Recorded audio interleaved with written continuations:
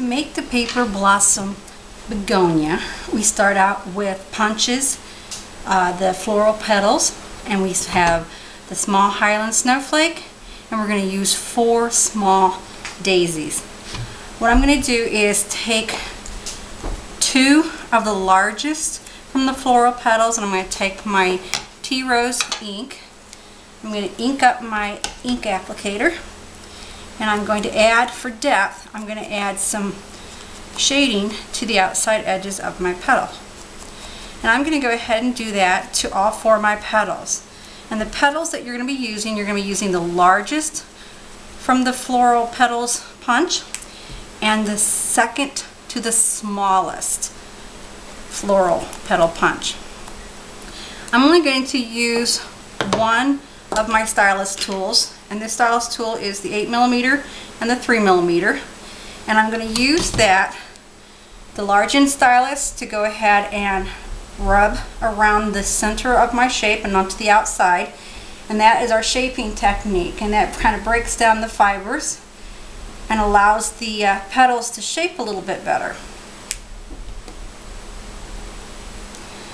Then I'm going to take my reverse tweezers and I'm going to put it onto my petal, not quite halfway up.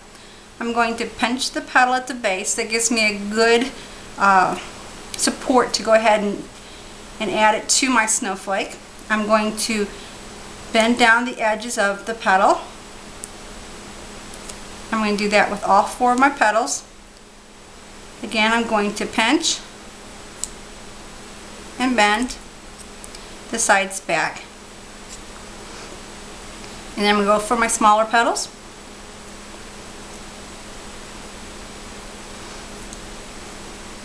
The nice thing, it doesn't have to be exact. You can always go back after the flower is put together and add a little bit more shaping to it with the tweezers.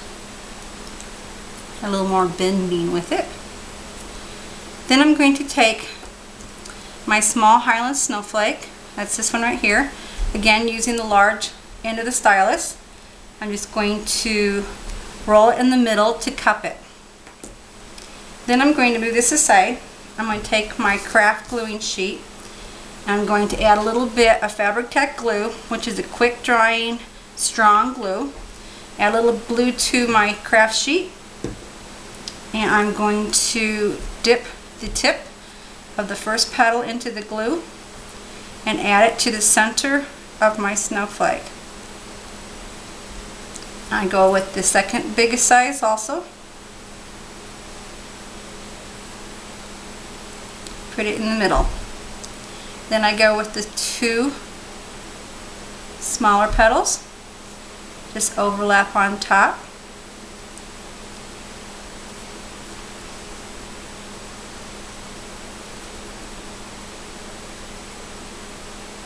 And that's the base of your little begonia flower. Next, I take the 4 small daisies, if I can pick them up, and I take the opposite end of that stylus, the 3mm, and I go ahead and I just roll into the center to cup up those little daisies. Again, don't glue on your mat. It's going to need to stay dry so you don't mess it up. I go ahead and pinch the first one just a little bit. Add a little bit of glue to the end of it.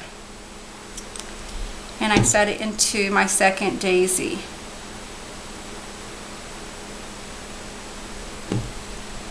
Then into my third.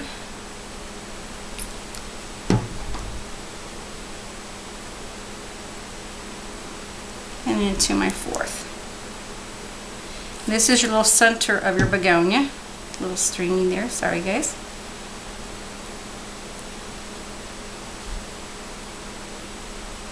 I give it an extra little pinch. Make it nice and firm together. Add a little glue to the bottom of my center and I stick it right in. Now I can go ahead and reshape it a little bit if it moves a little, like it sometimes does. And that is the basis for your tiny little begonia. Next, I take the green leaves, and they come from the second largest shape from the floral petals. And again, I'm going to take some peeled paint distress ink, my blending tool, add a little ink, and go ahead and ink each side.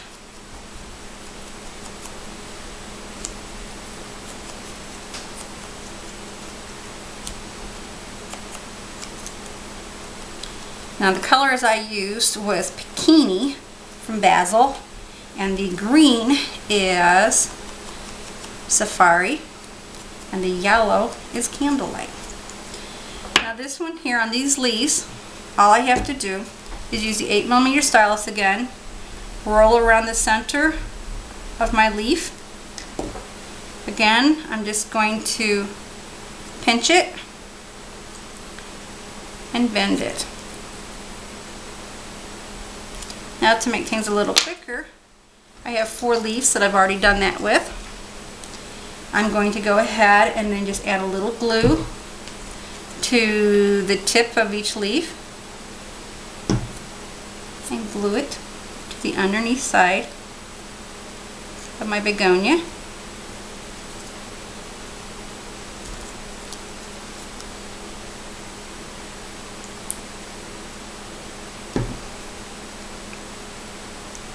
Usually I like to put 4 little leaves on my begonia, and I'll finish doing the other 2 leaves until my begonia looks like this.